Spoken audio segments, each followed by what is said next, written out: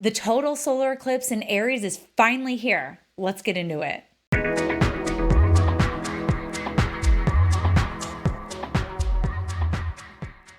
All right, everyone. It is the most anticipated chart of Aries season. We are looking at the chart of the total solar eclipse on April 8th, 2024. I'm thrilled about this. I'm so thrilled about this eclipse because I am located in the path of totality, and I hope that it's not cloudy and that I get to lay eyes on the total solar eclipse because it is going to be life-changing. If you ever have the opportunity to see a total solar eclipse, you need to see it. Like, don't even pay attention to the superstitions. Don't even, because witnessing a total solar eclipse is profoundly life-altering. It is going to change your life. And you just don't want to miss that opportunity. It's such a rare, unique, and precious alignment in nature. And even if we knew, like, I suspect obviously that there's life on other planets. I know that there's other life out there. But even if, let's say, there was life on other planets in our solar system and you could go live hypothetically on these other planets, you would never see a total eclipse of the sun on another planet in our solar system. And I think scientists have looked for this phenomenon elsewhere from what they can observe, and it has not been found, folks. Like, the idea that our apparent size of the moon and the apparent size of the sun from our geocentric point on Earth, they appeared to be the exact same size. How precious is that? So if you ever have a chance in your lifetime to drive a few hours, to travel, to see a total solar eclipse, make sure that you do that. Please put that on your bucket list. Life-changing. But regardless of whether or not we can see an eclipse with our own eyes, we will feel them, especially if you have a planet at 19 of Aries or one of the other cardinal signs being Cancer, Libra, Capricorn. You are going to feel this. With eclipses, we're going to use a tiny orb of a couple of degrees. So we're going to widen that range from about 17 degrees cardinal to about 21 degrees cardinal. So if you have anything there, then you are really going to be feeling this. So pay attention. Now, our first eclipse was a little penumbral lunar eclipse. Not that dazzling, not that big of a stunner on the eyes, but it has been felt. Eclipse season has been felt. We've had a lot of developments. It's been difficult to keep up with all the headlines and all the changing. I've been seeing rearranging and shifting happening just in the lives of people around me too. So eclipses are a catalytic period when there's a lot of big changes happening, and those ripple effects end up impacting everybody else too. So it's just a time when things seem to move faster. There are major disruptions, but we can also come into alignment with things that are for us. It's just, eclipses are not gentle, folks. They're not gentle at all. Sometimes things are really shocking. So I wanted to touch on Kate Middleton's chart since I brought it up briefly last time. And yeah, so unfortunately, I mean, obviously, to get a cancer diagnosis this young, or really at any time in the life is devastating. So I want to send condolences to her and her little family. But here I just want to highlight, okay, so this eclipse at 5 degrees of Libra, that's not even hitting anything in her chart, but what we're seeing the effects of is the eclipse that is at 19 degrees Aries, which is actually in an exact square with her sun over here at 19 degrees Capricorn, which happens to be in her 6th house. The 6th house deals with ailments of the body. Also, this eclipse conjoins, or rather opposes, her natal Saturn, which rules not just her 7th house of partnership and relationship, which is why a lot of astrologers were saying there's something up in the family, there's something up in the relationship, there's something up in the personal life. What a lot of people, I think, didn't pay as much attention to, simply because she's young, is that Saturn also happens to rule her 6th house. So it did turn out to be something health related. So we wish the princess a speedy recovery. And also the eclipse also squares her moon. The moon rules the physical body. And yeah, there's something about needing to be private at this time. So I just wanted to briefly bring her chart in just to kind of show you what has developed and how we can see those connections with the sixth house of health and the moon, which is the body. And I bring up the royal family too, just because it may come up here in a moment. But let's get back to our eclipse chart really quick. So yeah, it's definitely eclipse season. We had a lot happening with Trump and his legal developments going on and merging and that shell company and going public basically with on the stock exchange. Then we also saw that boat kind of running into the Baltimore harbor and just not being able to stop. There was also a bridge incident like around where I live. There was like a big fire near a bridge that same day. So big stuff. The world is definitely moving at a quicker pace, and there's definitely some unforeseen developments that have been happening. Like who would have guessed about Princess Kate? So anyhow, here we are. Let's take a look at this chart. So we've got this eclipse happening at 19 degrees Aries. And if you notice, there is an exact conjunction with Chiron right here. So we're going to be seeing some themes around health and healing, and perhaps even where we're at in our own journey with our own healing. So on a personal level, we may be seeing that more on a personal level. There may be some sort of thing that happens where it doesn't feel necessarily healing in the moment, just because eclipses can be very disruptive. But you'll note that maybe later on down the line, it's just this whatever kind of came up that felt like ouch on an emotional level, on a spiritual level, maybe even physical level. It may be something that ends up leading to greater healing. It may be some sort of catalyst to deal with something. So it may feel the complete opposite of healing in the moment, but it leads us somewhere which may find us remedies that are more fulfilling for us. So just be aware of that. There may be some disruptions or challenges or catalysts to our own healing process. And somewhere where we might see this, and again, I'm in the United States where our healthcare system is great in some ways, but in other ways, it's absolutely horrible, especially the cost of it and our really high maternal mortality rates, especially for women of color. And what I've been noticing kind of percolate right now, like some stories that have really grabbed me by my heart and made me feel anguish. There's been a couple stories recently of Black women who have been neglected by the medical profession.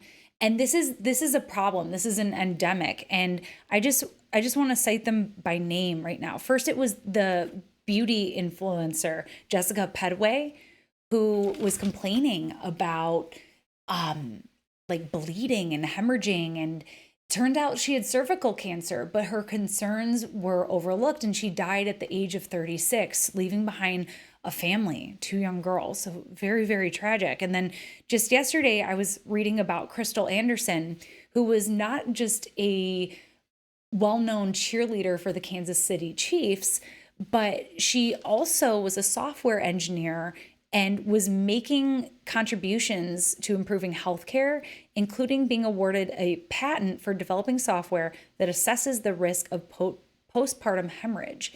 And that's something that she ended up dying of similar complications because of having like a stillborn infant within her womb. And then she was complaining of concerns and tragically passed away. And you read the comments on these posts, and it's just a lot of people feeling fed up with the medical neglect, especially around women of color. So I'm seeing these stories kind of percolate around eclipse season, and I see this Chiron here, and I wonder if there will be some sort of breaking point around this theme, because if you take a look, this eclipse is actually ruled by Mars, and Mars is in Pisces, okay, and conjunct Saturn in Pisces. And I do see a lot of connection with the medical industry and the medical profession with Pisces. I see a lot of healthcare professionals with strong Pisces indications showing up in nursing and in medical care. And this has been something I've been forecasting here with Saturn in Pisces is the problems within the medical infrastructure, not just here in the United States, but in other nations as well. These problems are being really highlighted. And interestingly, Saturn in Pisces comes after the peak of the COVID era with Saturn in Aquarius, which really weakened and put more pressure on infrastructure that was already very challenged. So here in the Saturn in Pisces era, we are seeing those issues become more dire. So I wouldn't be surprised if we did see some of those outrages with the way things are done medically and with special attention to medical neglect going on. So I wouldn't be surprised if that comes up. So just, you're seeing it here. Backing it up a smidge, this is an eclipse in Aries. Okay, so Aries is like young blood. Aries is youth. Aries is like new leaders. One headline I did see that really caught my eye was the new president, the new leader of Senegal, who is young. He's like Africa's youngest leader who's elected. And there's something fresh about him because he was actually just released from prison just 10 days earlier, and he was imprisoned for criticizing the government. So one thing that we can see a lot along the Aries Libra axis is the fall of leaders and the rise of new ones. So I know a lot of us might want to get our hopes up about that here in the United States when we've got two very old people running. But yeah, I don't know if we'll see that necessarily in this election, but the eclipses can still bring young blood forward, people who we aspire to align ourselves with and to pay attention to for maybe next time, hopefully. But we'll see this in other nations like Senegal. So the rise of new leadership. And we may see that even on like a personal and local level too. You might see that for yourself. So this is a North Node eclipse, and this is a total solar eclipse. So there's going to be a lot more disruption and a lot more unforeseen developments. Now, why did I also want to bring up the royals? I want to bring up Prince William because, we know that his father, King Charles, also has cancer, and his diagnosis may be a little bit more dire. I don't want to speculate too much, but that's kind of what people are feeling. And I will say that definitely this eclipse, especially the lunar eclipse one, Prince William is definitely feeling that one. But we want to wait until next year. Next year, he's going to have the eclipses in his 10th house of career. He's also going to have a lot of stuff happening in the 4th house of home, family. He's got a lot going on there. And next spring, it kind of intensifies with that Venus retrograde coming up there and Saturn and eclipses. So things are really going to heat up, and I think they'll start accelerating him to get ready, to get in line. But we'll see more developments of that potentially in 2025 and into early 2026. But I just wanted to bring him up because when we think about like the ascension of younger rulers with the Aries eclipse, I don't think it's him. I don't think it's his time just yet. And I know I'm bouncing around a little bit here, but the other thing that made me think about healthcare as an important topic, especially here in the United States, is that, from this is the chart cast for Washington, D.C. Here, the eclipse is happening in the 9th house. So I know that the Supreme Court is also hearing more arguments for about like the availability of mifepristone, the abortion pill. So I think that is going to be a big theme here, whatever the decision comes down to. You can never truly predict how eclipses are going to go, but this eclipse is ruled, going back to this Mars-Saturn conjunction, this is a big old no. Like there's some sort of like we're stopping this. This is the way things are. Mars conjunct Saturn that's going to show up in a really big way for us. And I did another video on this energy. So if you want like a deep dive into the Mars-Saturn conjunction, I would definitely advise checking that out. But that energy ends up coming in and ruling this Aries eclipse, which is going to say there's like a big no to something. Aries is all about our individuality, our sovereignty, our independence. And there's something either personally or collectively that's saying that's disrupted right now. We need each other. Or there's something about personal expression or personal range and freedoms that may be curbed or limited as a result of this eclipse. Mars conjunct Saturn, that's like a big old stop sign. There's something that stops us in our tracks. There may be a roadblock, something that we have to patiently endure. So yeah, there's something that is telling us to be patient, something that's telling us no, something that is saying this isn't the way forward.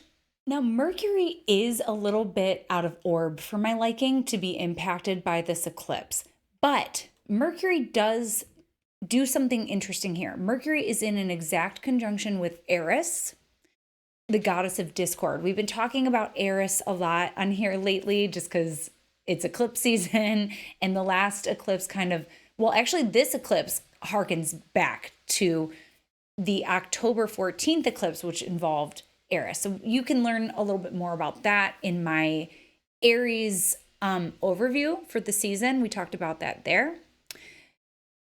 But yeah, here it's interesting. Mercury is like holding the microphone to Eris. So there's something about collective outrage or anger or needing to kind of like challenge societal order. Like this is a little planetoid that is a rebel. And if there is anything to do with like exclusion or things that are unfair, Eris gets really upset about that. So yeah, we may see some sort of retaliation of some kind through media, through our voices. This is also just very chaotic energy. Like, I don't know, that just looks like the chaos of social media to me. Again, Mercury is retrograde, so there's some kind of disruption there. So yeah, we'll be hearing from Eris on some level, but yeah, looking forward to seeing how that actualizes. So if the eclipses are moving and shaking things up in your life, I hope that it serves you in the highest. And if you would like a little bit of extra eclipse support where you would like me to take a look at your chart, my books are open. Feel free to book that appointment and we can do that. The other thing I would say is check out my Mars conjunct Saturn video, because that is going to be a really supportive thread for the energy of this total solar eclipse and how to work with that. So, yeah, I hope this eclipse is good to you. That was your astrology shot of the day, and I'll catch you next time. Bye. Thanks so much for tuning in with me today. For more astrology in your world, you can connect with me on all platforms at Astro Catherine. You can also head on over to my website, catherineurban.com, where you can book your next astrology reading. We'll go into depth into your natal chart, your progressions, your profections, your solar return, your transits, and beyond. You can also join my mailing list where you can stay up to date with me on new classes as well as article drops. I look forward to connecting with you, and I'll see you next time.